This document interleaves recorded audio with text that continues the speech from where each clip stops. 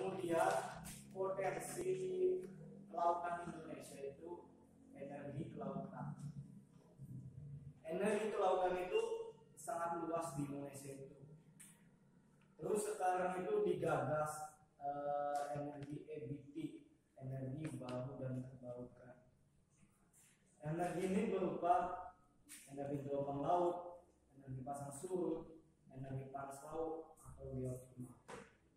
Kemudian di Indonesia ini masih sedikit sekali riset dan development tentang energi dan gelombang. Kemudian daerah mana saja yang bisa dikembangkan untuk EBT ini? Sepanjang pantai selatan Pulau Jawa, kemudian Nusa Tenggara, pantai barat dan selatan Sumatera, Teluk Palu, Teluk Bima, Teluk Cendrawasih. Jadi wilayah yang memiliki gelombang yang besar, pasang surut yang konstan dan fluktuatif, kemudian memiliki energi geotermal berupa daerah patahan atau daerah rangkaian gunung api.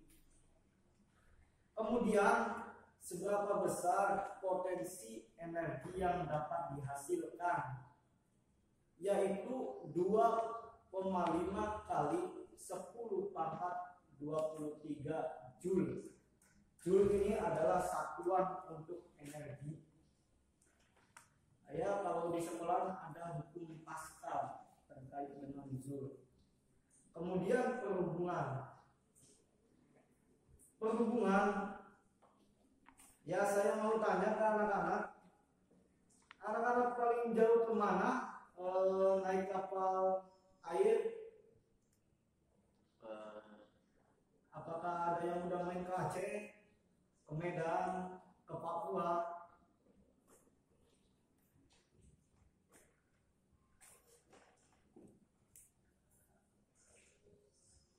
Kayaknya ini anak gaming, anak yang suka menyendiri dan kurang bergaul. Ya, perhubungan meliputi jasa pelayanan, pelabuhan, keselamatan pelayaran, perdagangan, pengembangan sumber daya kelautan. Dengan wilayah negara kepulauan terdiri 17.000 pulau lebih. Kemudian posisi yang strategis yang dilalui oleh perdagangan pelayaran internasional. Maka diperlukan konektivitas, aksesibilitas, sehingga dapat mengcover seluruh wilayah Indonesia. Menurut Dephu, Departemen Perhubungan, Indonesia memiliki 2.392 pelabuhan resmi. Ini yang resmi. Kemudian yang tidak resmi atau kurang resmi masih banyak lagi. Pelabuhan terbesar antara lain Tanjung Priuk di Jakarta Utara, Tanjung Perak, Bakauheni di Lampung, Ketapang di Kalimantan, Sunda Kelapa, Merak di Banten, Tanjung Emas, Harwood Bay, Batam Center di Kepulauan Riau, dan Pelabuhan Soekarno-Hatta. Jadi bukan bandara, tapi ada Pelabuhan Soekarno-Hatta yang terletak di Semarang. Kemudian terkait dengan perhubungan ada istilah yang dikenal dengan ALKI.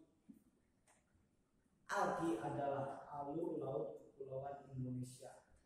Jadi alur laut yang ditetapkan sebagai alur untuk melaksanakan hak lintas laut kepulauan berdasarkan konvensi hukum internasional. ALKI ini merupakan alur untuk pelayaran penerbangan internasional yang menghubungkan dua samudra, yaitu Samudra Pasifik dan Samudra Hindia. saya punya ilustrator buat alki.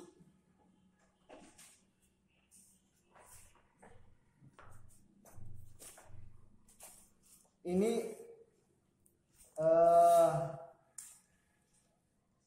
negara Indonesia. Kemudian di sini ada alki. Alki 1, alki 2, alki 3. Alki 1 ini negara Malaysia, ini Kepulauan Riau, Kepulauan Natuna Utara, kemudian ada Ambalat di sini.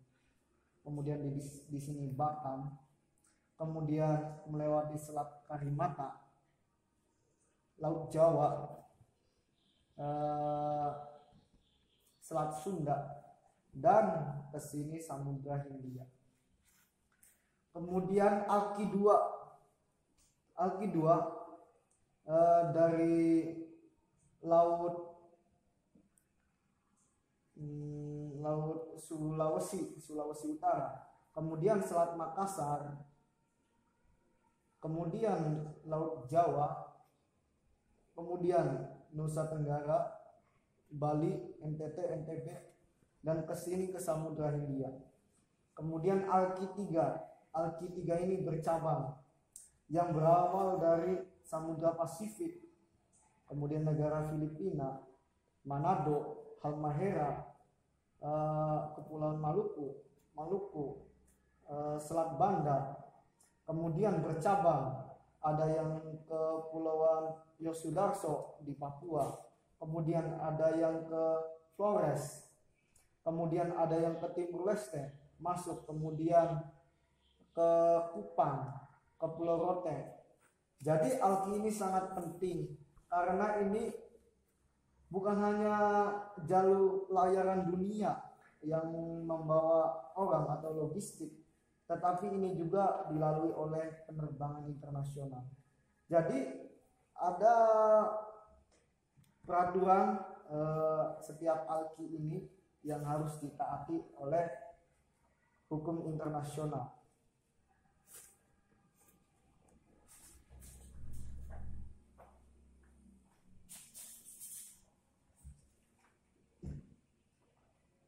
Kemudian potensi selanjutnya pariwisata bahari. Ya pasti Indonesia itu 1/3 wilayahnya adalah lautan, sehingga Indonesia itu banyak wisata bahari atau laut atau pantai atau pulau. Saya mau tanya, kalau ada yang maju, kenapa? Apa Anda punya wisata laut? Pantai? Pantai Selatan. Pantai Selatan di mana? Pangandaran. Oh, Cirebon. Cirebon. Emang ada tempat wisata? Apa? Cirebon. Ya, Cirebon itu ya bisa dikatakan tempat wisata. Kemudian ke Pangandaran aja, kemana lagi? Selatan. Cipatung jauh mungkin. Ya, jadi Karanglenggau. pernah Gak ada laut, gunung. Ya, kemudian potensi wisata pantai di Indonesia antara lain Pantai Ancol, Pantai Anyer, Pantai Kritis, Pantai Kuta. Ada yang ke Pantai Kuta? Ada yang pernah? belum. Pantai Riau.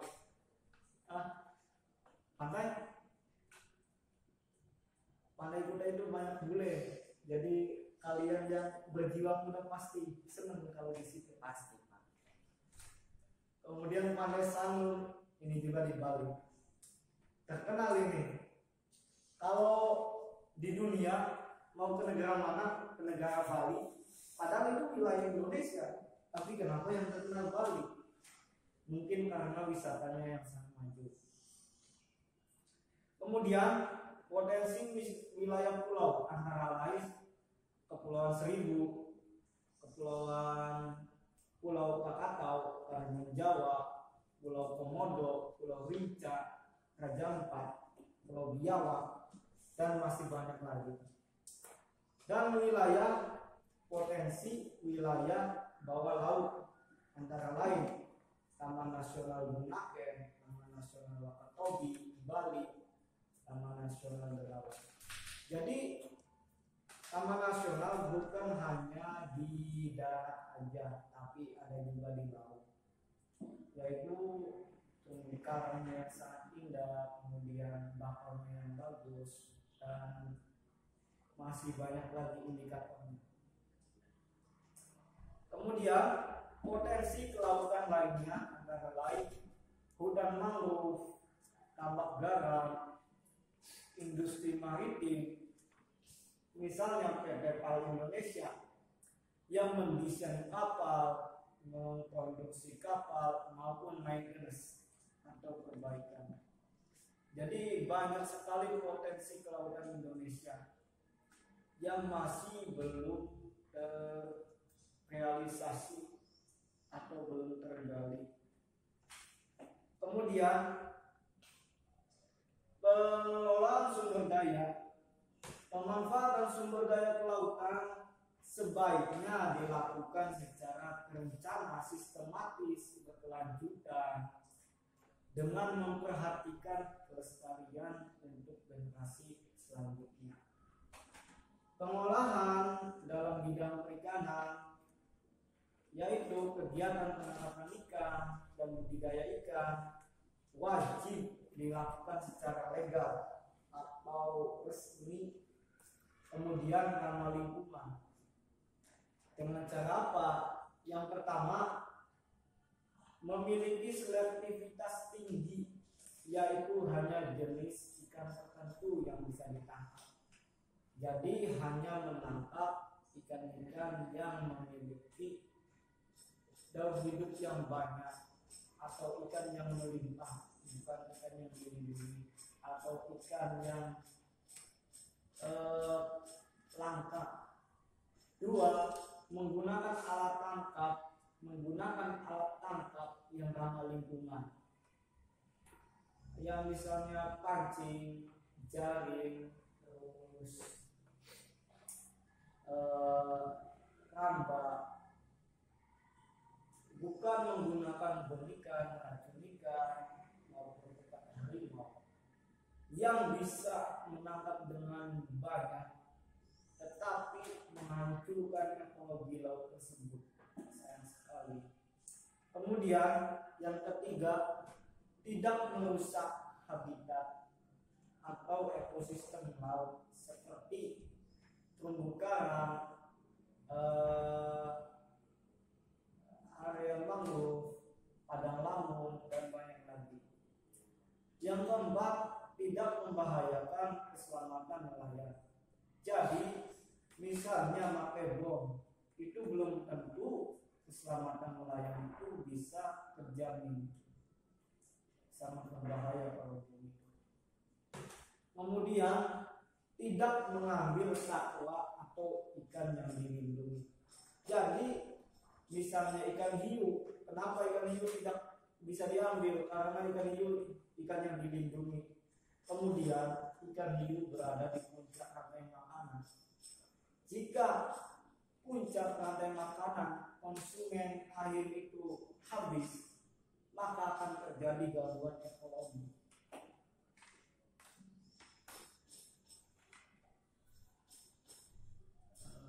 Kemudian pengolahan sumber daya energi dan tambang, masih sedikit riset and development yang lebih lanjut terkait energi baru dan terbarukan, khususnya energi kelautan. Jadi masih sangat minim. Kalau ini masih digali, maka akan bisa energi hijau yang tidak merusak lingkungan atau ramah lingkungan. Kemudian melakukan hilirisasi pertambangan. Hal ini penting karena untuk menambah value barang tambang tersebut, sehingga Indonesia tidak hanya menjual barang mentah tetapi barang jadi atau barang setengah jadi. sehingga kegiatan eksplorasi, eksploitasi, dan ekstraksi dilakukan di dalam negeri. Hal ini dilakukan untuk keberlanjutan ekonomi dan lingkungan di Indonesia. Kemudian pengelolaan perhubungan. Perlu kita ketahui, industri transportasi perhubungan laut yang di Indonesia masih sangat terbatas, sehingga koneksivitas dan aksesibilitas seluruh wilayah itu masih lemah. Kemudian dengan cara membuka rute pelabuhan perintis di pulau terjauh dan terluar, membangun sistem ekonomi kawasan khusus pelabuhan yang berelasi dengan industri, pasar, pemukiman, ekspor impor, dan lainnya. Kemudian pengelolaan wisata bahari. Pengelolaan wisata bahari perlu diperhatikan 3 komponen, antara lain sehingga dapat dikatakan sebagai industri pariwisata. Antara lain akses menuju daerah tujuan wisata.